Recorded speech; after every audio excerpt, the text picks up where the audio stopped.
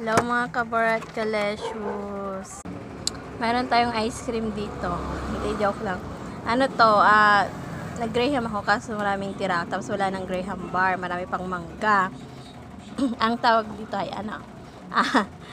Mango buttered croissant na ice cream. Ang sarap niya. Kasi ano, yung buttered lang yung ano, yung croissant niya. Tapos lagyan ng marami mangga. Ayan. Tapos gatas niya sa cream.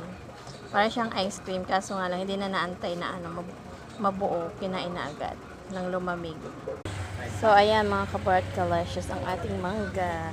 Kagaganda niya, matatamis. Ayo, para pag uwi niya. So, ayan. Matatamis yun, no? Ayan. Sobrang sarap niya. Daming mangga. Dapat chocolate chips ilagay ko kasi ang tamis na parang cheese. Ginagawa ko pa siya ng cheese.